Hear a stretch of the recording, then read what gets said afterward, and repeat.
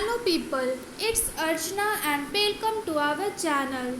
Today we are going to learn about the very interesting chapter learning. So let's learn something new together. अगर आप लोगों को याद होगा तो अभी हम लोग लर्निंग के थ्योरीज के बारे में पढ़ रहे हैं और प्रीवियस वीडियोस में हमने बहुत सारे अलग अलग लर्निंग थ्योरीज के बारे में बात की है। लेकिन अगर देखा जाए तो बेसिक रूप से लर्निंग के दो थ्योरीज हैं और उसके अंतर्गत ही कई थ्योरीज का उल्लेख किया गया है। तो वो जो दो बेसिक थ्योरीज हैं वो कौन कौन से हैं? एक एसआर थ्योरीज है और एक एसएस थ्योरी है। तो ये जो इंस्ट्रूमेंटल और ऑपरेंट कंडीशनिंग नामक जो लर्निंग के थ्योरी हैं, इसके बारे में जो हम बात करने जा रहे हैं वो क्या है, उसे हम एसआर थ्योरीज के अंतर्गत रखते हैं।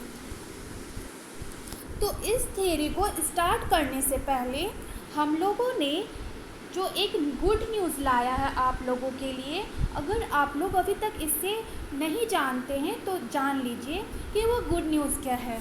हम लोगों ने टेलीग्राम चैनल लाया है जहाँ पर हम हर एक नोट्स प्रोवाइड करेंगे। जो भी हम यूट्यूब पर पढ़ेंगे वो सेम नोट्स वहाँ पर प्रोवाइड की जाएगी। तो हमारे चैनल को सब्सक्राइब करना बिल्कुल ना भूलें और हमारे टेलीग्राम चैनल से जुड़ें ताकि आपको हर एक नोट्स मिल सके। तो आपको वो टेलीग्राम चैनल की लिंक डिस्क्रिप्शन बॉक्स में मिल जाएगी। और भी हमने प्रीवियसली जो भी वीडियो बनाई है वो सारे वीडियोस के लिंक आपको प्लेलिस्ट नीचे डिस्क्रिप्शन बॉक्स में मिल जाएगी। तो इस वीडियो को देखने से पहले डिस्क्रिप्शन बॉक्स ज़रूर देखें और हमारे प्रीवियस वीडियो को ज़रूर विज़िट करें। तो आइए स्टार्ट करते हैं। यहाँ पे इंस्ट्रूमेंटल और ऑपरेंट कंडीशनिंग क्या है। अगर हम ऑपरेंट कंडीशनिंग के हिस्ट्री को देखें तो कहाँ से इसकी शुरुआत होती है। ये जो थ्योरी है उसकी शुरुआत थॉर्नडाइक के लॉ ऑफ इफ़ेक्ट से होती है। जब थॉर्नडाइक ने लॉ ऑफ इफ़ेक्ट का प्रतिपादन किया था उसी समय ऑपरेंट कंडीशनिंग की नींव पड़ गई थी।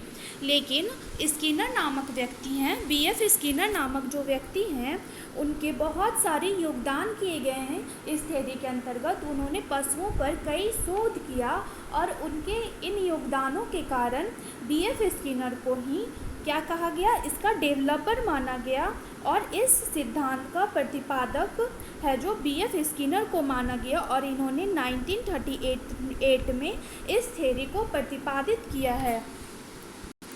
अब अगर हम देखें तो हम क्या देखते हैं कि पैवलव की तरह स्किनर जो है, स्किनर नामक व्यक्ति हैं, उन्होंने भी क्या कहा कि कंडीशनिंग लर्निंग का मुख्य आधार है। इन्होंने भी कंडीशनिंग पर बहुत ही जोर दिया।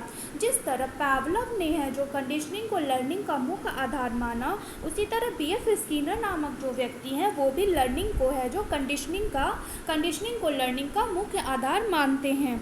और इन्होंने क्या कहा कि जीव किसी खास व्यवहार को रीइंफोर्समेंट द्वारा सीखता है।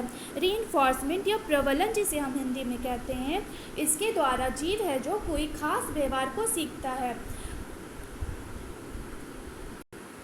अब अगर देखा जाए तो हम लोग क्या जानते हैं कि इंस्ट्रूमेंटल और ऑपरेंट कंडीशनिंग है वो दोनों एक ही वो थ्योरी है। बस ये जो दो नाम है वो अलग अलग हैं, लेकिन दोनों है जो दोनों का मतलब एक ही होता है। लेकिन कुछ ऐसे भी मनोवैज्ञानिक है जो इन दोनों जो ये दोनों वर्ड है इंस्ट्रूमेंटल कंडीशनिंग और ऑपरेंट कंडीशनिंग, उसमें भी अंतर कर दिया है कुछ मनोवैज्ञानिकों ने। तो ये अंतर क्या है हम देखते हैं यहाँ पर। इन लोगों के अनुसार इंस्ट्रूमेंटल कंडीशनिंग में परंपरागत ढंग से पृथक प्रयास परिस्थिति होता है जिसमें सब्जेक्ट को एक स्ट्रक्चर्ड सिचुएशन में कुछ व्यवहार करना होता है। लेकिन ऑपरेंट कंडीशनिंग में फ्री बिहेवियर तथा पृथक प्रयास व्यवहार दोनों ही होते हैं तथा इसमें वैसा व्यवहार सम्मिलित होता है जिसमें सब्जेक्ट कुछ इस ढंग से रिस्पॉन्स करता है कि वहाँ के वातावरण में परिवर्तन आता है। यहाँ पर क्या कहा जा रहा है, अगर हम इसे समझें तो हम क्या देखते हैं, हम यह देखते हैं कि जो इंस्ट्रूमेंटल कंडीशनिंग है उसमें एक सिचुएशन होता है, एक स्ट्रक्चर्ड सिचुएशन होता है, एक निश्चित और फिक्स्ड सिचुएशन होता है और उसी में है जो प्राणी को कुछ व्यवहार करना सिखलाया जाता है और उसी में है जो प्राणी व्यवहार करना सीखता है। लेकिन अगर हम ऑपरेंट कंडीशनिंग की बात करें तो यहाँ पर क्या होता है कि इसमें प्राणी फ्री होता है, वह उसमें कोई लिमिटेशन नहीं होती है, कोई फिक्स इन्वायरमेंट नहीं होता है, बल्कि यहाँ पर क्या होता है कि प्राणी स्वतंत्र होता है कोई व्यवहार करने के लिए। और साथ ही साथ है यहाँ पे है जो वह जो व्यवहार करता है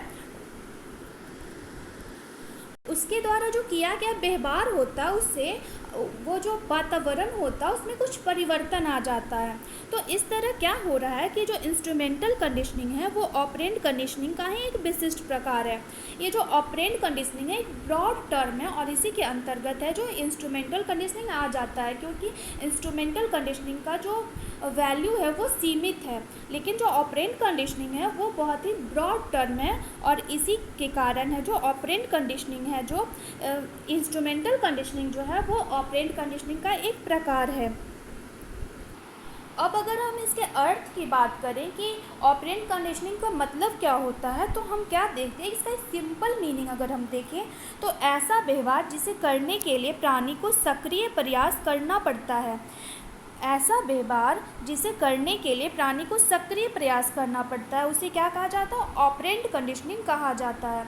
मतलब इसमें प्राणी सक्रिय होता है कोई व्यवहार को करने के लिए और प्रयास वो बहुत ही मतलब एक्टिव होता है। और उसके क्या हो रहा था क्लासिकल कंडीशनिंग में, कुत्ता है जो पैसिव होता है, उसको सीखने के लिए कोई उसे एक्टिव होने की ज़रूरत नहीं होती है। लेकिन यहाँ पे ऑपरेंट कंडीशनिंग में क्या हो रहा है, इसमें जो स्किनर बॉक्स है आगे हम बात करेंगे, ये जो एक्सपेरिमेंट किया गया है चूहे पे हम उसके बारे में बात करेंगे, जिसमें कि चूहा है जो सक्रिय प्रयास करता है और सक्रिय प्रयास के दौरान वो सीखता है कोई चीज़ को।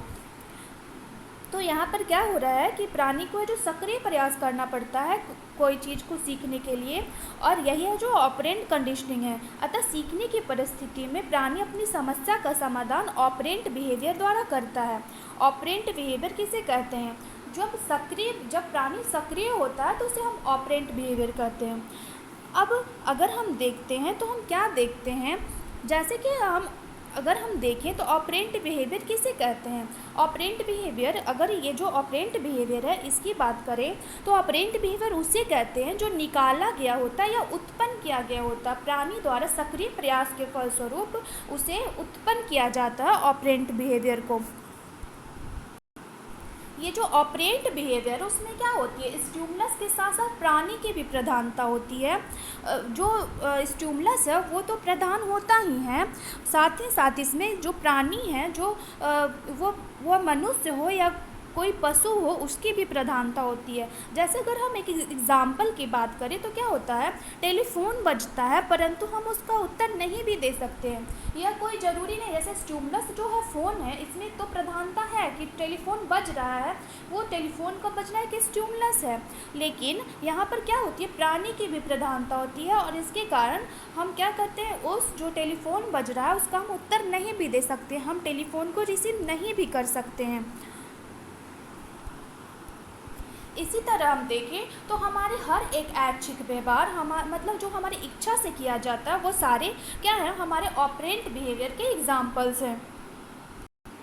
अब अगर हम देखें इंस्ट्रूमेंटल कंडीशनिंग की बात करें तो हम क्या देखते हैं कि इंस्ट्रूमेंटल कंडीशनिंग का क्या तात्पर्य है, सीखने की उस प्रक्रिया से है। इंस्ट्रूमेंटल कंडीशनिंग का तात्पर्य सीखने की उस प्रक्रिया से है जिसमें प्राणी ऐसी प्रतिक्रिया का चयन करना सीखता है जो प्रबलन को उत्पन्न करने में साधन का काम करती है। क्या कहा जा रहा है कि इंस्ट्रूमेंटल कंडीशनिंग का क्या अर्थ हुआ कि यह जो एक वैसी प्रक्रिया जिसमें प्राणी ऐसी प्रतिक्रिया का चयन करना सीखता है जो प्रबलन को उत्पन्न करने में साधन का काम करती है। जो पशु या प्राणी जो प्रतिक्रिया कर रहा है उससे क्या होता है, उससे रेनफोर्समेंट की प्राप्ति होती है। उस व्यवहार से वो किया गया जो व्यवहार होता है उसे जो प्राणी है उससे रेनफोर्समेंट प्राप्त होता है जो कि एक साधन के रूप में काम कर रही है, इसलिए इसे साधनात्मक या इंस्ट्रूमेंटल कंडीशनिंग कहते हैं। अगर अब हम इसकी इंग्लिश डिफिनेशन की बात करें तो ये जो डिफिनेशन है वो मॉर्गन एंड किंग नामक व्यक्ति ने दिया है 1971 में, और इन्होंने क्या कहा है, instrumental conditioning refers to learning situations in which the responses of subjects are instrumental in producing reinforcement. अब हम यहाँ क्या देखते हैं, हम यहाँ देखते हैं कि ऑपरेंट कंडीशनिंग है उसमें प्राणी किसी व्यवहार या रिस्पॉन्स तथा उससे होने वाले परिणाम के बीच एसोसिएशन को सीखता है। क्या किया जा रहा है, जो प्राणी व्यवहार कर रहा है या रिस्पॉन्स कर रहा है तो उससे एक परिणाम मिल रहा है, उससे एक रिइंफोर्समेंट उसे मिल रहा है। तो ये जो रिस्पॉन्स है और जो रिइंफोर्समेंट है उसके बीच एक एसोसिएशन होता है और वह जो एसोसिएशन है उसे ही प्राणी सीखता है। अब हम देखें तो क्या कहा जा रहा है कि ऑपरेंट कंडीशनिंग में प्राणी द्वारा की गई अनुक्रियाओं का स्वरूप ऐच्छिक होता है और उसे प्राणी एक दिए हुए समय में उत्सर्जित करता है।